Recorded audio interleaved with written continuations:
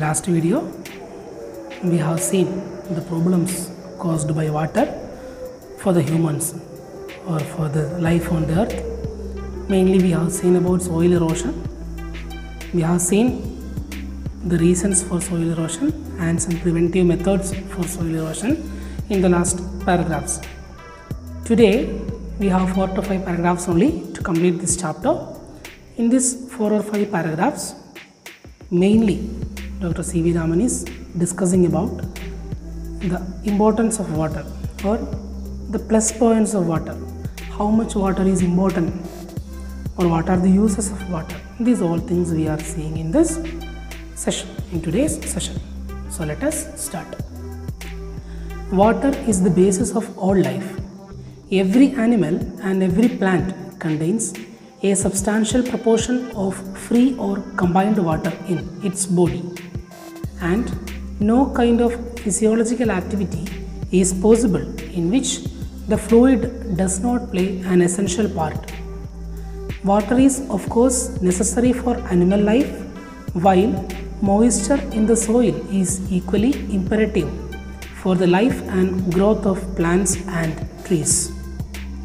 So Dr. C.V. Raman is saying that water is the basis of all life. We know that without water we can't survive in this world, in this earth.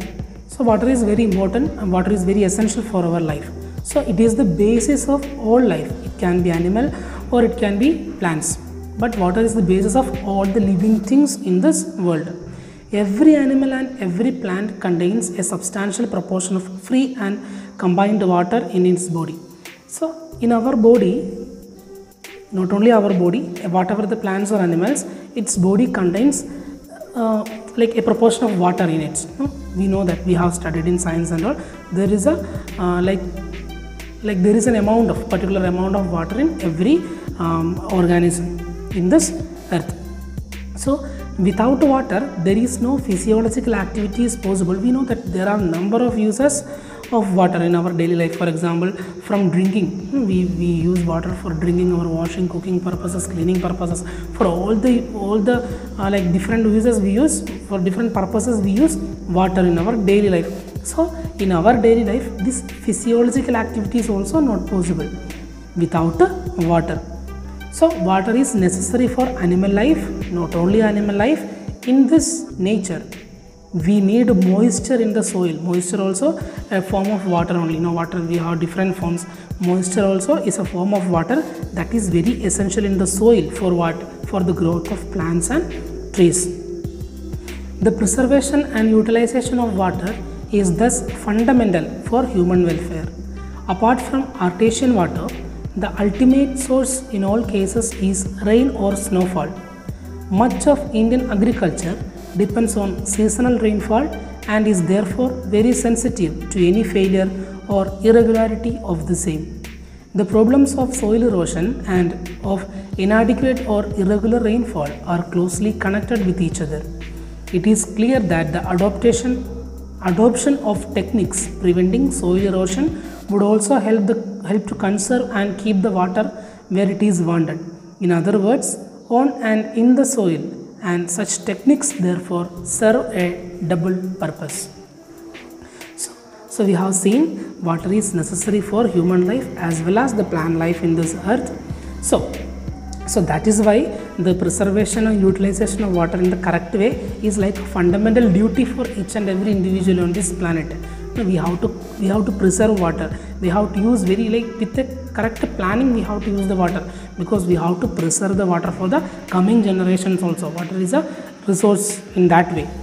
So apart from artesian water, what is artesian water? Artesian water is underground water. Artesian water is underground water.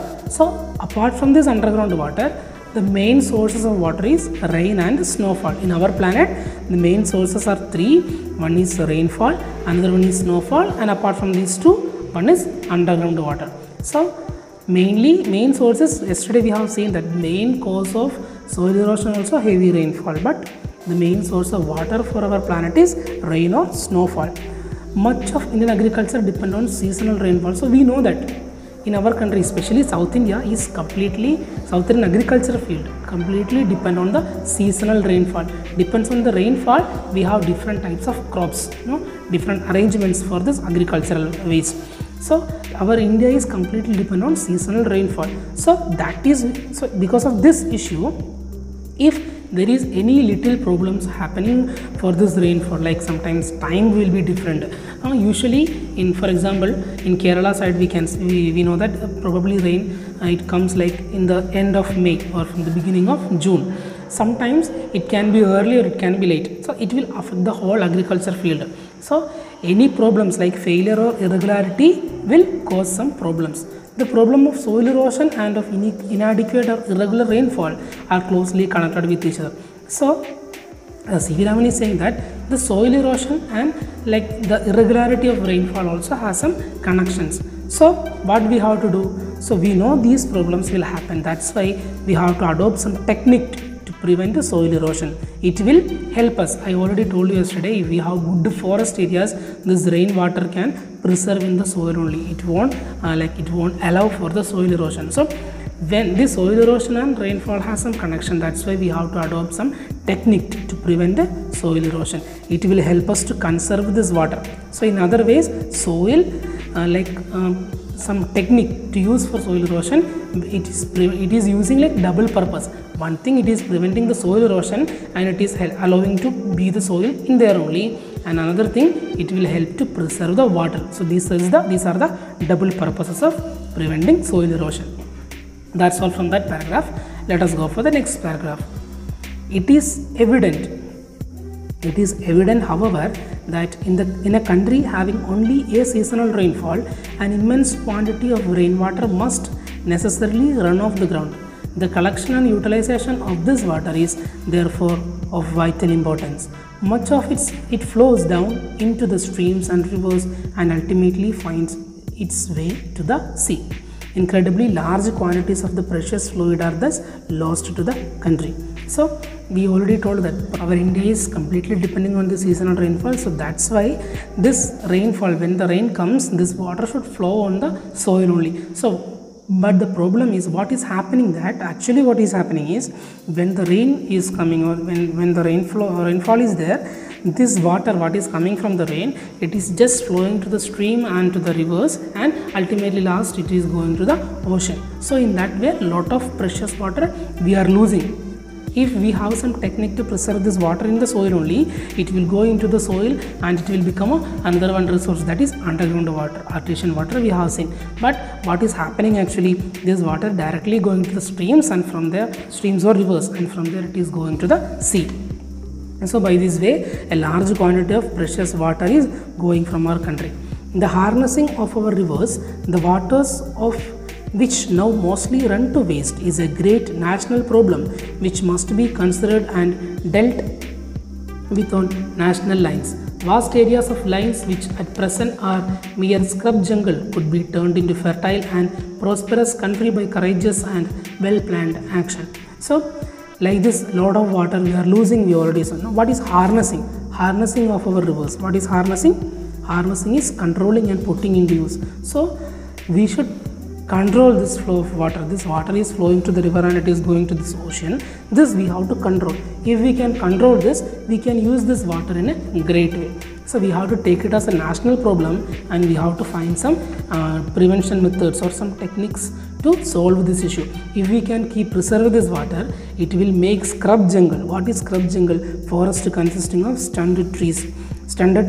So this scrub jungle, which is not so prosperous forest, these forest areas we can make to a fertile and prosperous land, and this will make our country is very prosperous country. So if we are taking some courageous well-planned actions, we can preserve this water, and this water will make our land into a prosperous and fertile land.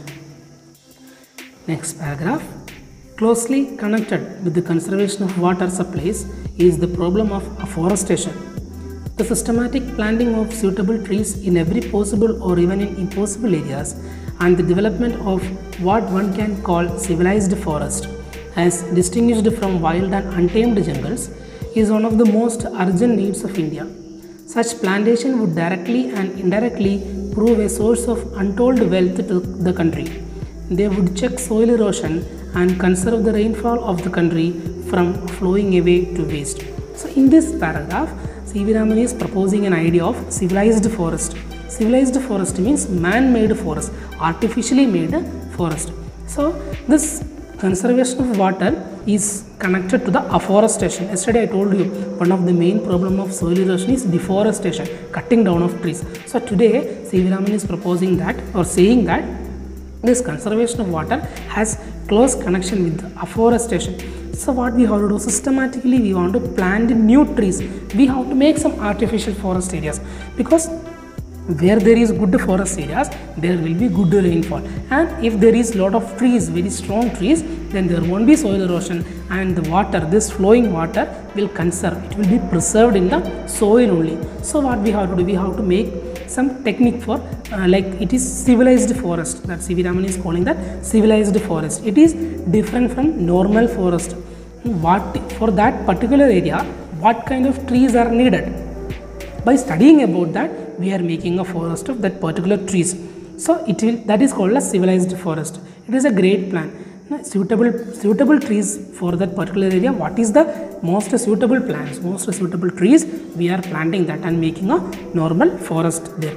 So it will conserve, or it will preserve the water. So this idea is very important in this present situation of our country. So this plantation, directly or indirectly, it will prove the source of untold wealth to this country. So automatically what will happen, when we make this civilized forest, there are a lot of advantages.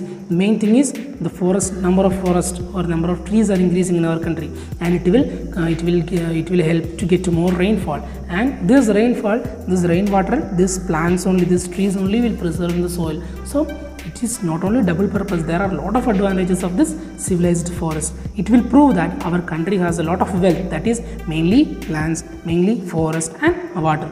It will prove directly or indirectly, it will prove that our country has a lot of wealth, that is this natural resources. And not only this civilized forest, this civilized planting of trees, they will check soil erosion and conserve rainfall of the country from flowing away to waste. So these plants, I already told you, this systematically planted trees will check soil erosion, which means it can prevent soil erosion, and it can prevent, it can preserve water, it can preserve the rainfall, this water from the rain, and it will store in the soil only. So civilized forest idea is very great idea. So that is proposed by C.V. Raman in this chapter, we can see. And what is civilized forest? How to remember? It is planting suitable trees for a particular area. It can check soil erosion, and it will conserve the rainfall of the country. Next paragraph. The measures necessary to control the movement of water and conserve the supplies of it can also serve subsidiary purposes of value to the life of the countryside. So in this paragraph, in this 13th paragraph, we are at the last paragraph of our chapter. In this paragraph, C.V. Raman is saying some other uses of water, other advantages of water. So let us see what is that. By far the cheapest form of internal transport in a country is by boats and barges through canals and rivers. We hear much about programs of rail and road construction, but far too little about the development of internal waterways in India. So another one use or another one advantage of water conservation is this waterways, transportation through water. C.V. Raman is saying that we have listened more about this road transportation, rail transportation, or this air transportation, but we haven't listened more about this waterways, transportation through water. C.V. Raman is saying that is the cheapest form of transport. Waterways are the cheapest form of transport, and we can use boats and barges. Barges means it's a type of boat which has flat bottoms. That is, here you can see in this picture, this is barges. It is large boat with flat bottoms. So if we have good, like good river or good water, like water bodies, we can use waterways transportation, and it is the cheapest form of transport.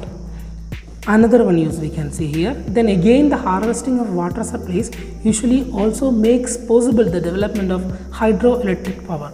The availability of electric power would make a tremendous difference to the life of the countryside and enable the rural economy to be improved in various directions. In particular, it would enable underground water to be tapped to a greater extent than at present, and thus help to overcome the difficulties arising from irregularity or inadequacy of other sources of supply. So, first C.V. Raman told about waterways, transportation. Next, now he is saying about hydroelectric power. What is hydroelectric power? It is making electricity through water. So, conservation of water will help for making hydroelectric power. So, availability of enough electricity will make a big difference in the countryside people, and our rural side also will improve. It will get more developments and it will make a huge difference in front of others.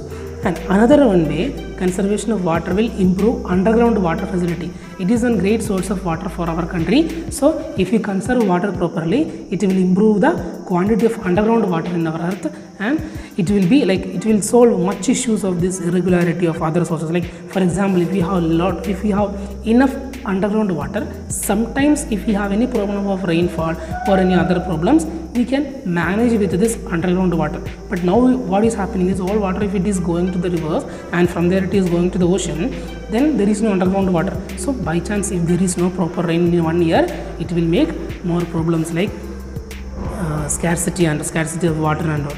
So there are number of uses, advantages of water. First, we told about civilized forest and how it will help to conserve water. And if we conserve water in these ways, what are the uses we will get from water conservation? First thing, the cheapest form of transport, that is waterways. Another one, making hydroelectric power. And the next one, it will make difference. This hydroelectric power will make a difference for our rural community, and it will help to make more underground water. This conservation of water will improve the amount of underground water in our country, and it will solve these difficulties of irregularity of inadequacy of water sources.